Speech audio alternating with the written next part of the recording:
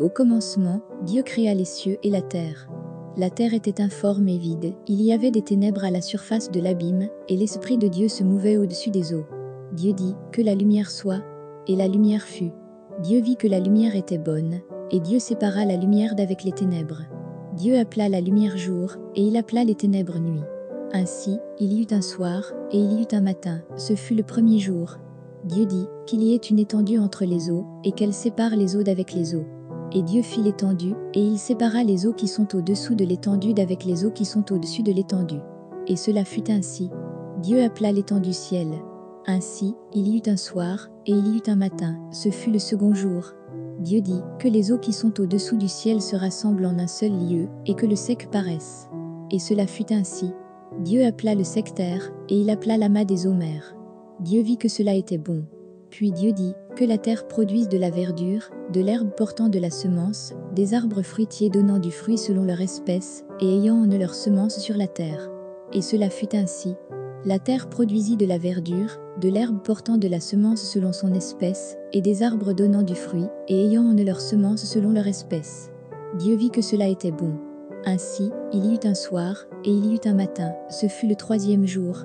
Dieu dit, qu'il y ait des luminaires dans l'étendue du ciel, pour séparer le jour d'avec la nuit, que ce soit des signes, pour marquer les époques, les jours et les années, et qu'ils servent de luminaires dans l'étendue du ciel, pour éclairer la terre.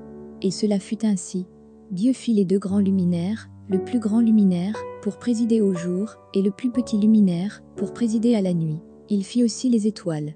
Dieu les plaça dans l'étendue du ciel, pour éclairer la terre, pour présider au jour, et à la nuit, et pour séparer la lumière d'avec les ténèbres. Dieu vit que cela était bon. Ainsi, il y eut un soir, et il y eut un matin, ce fut le quatrième jour.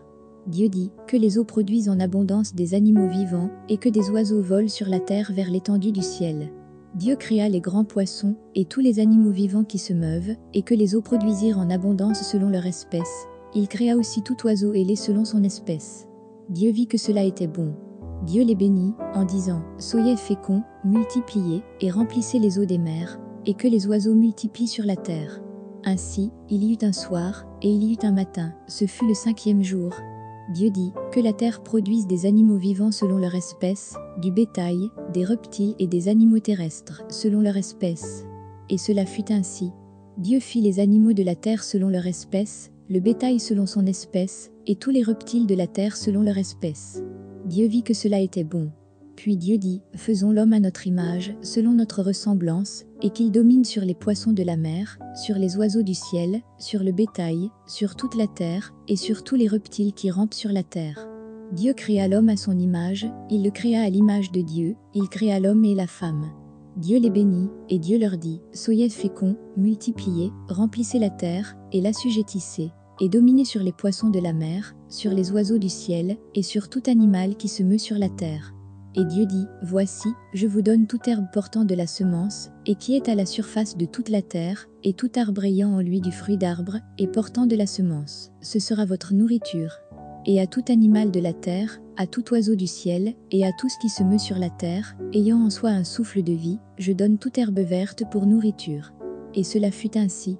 Dieu vit tout ce qu'il avait fait et voici, cela était très bon. Ainsi, il y eut un soir, et il y eut un matin, ce fut le sixième jour.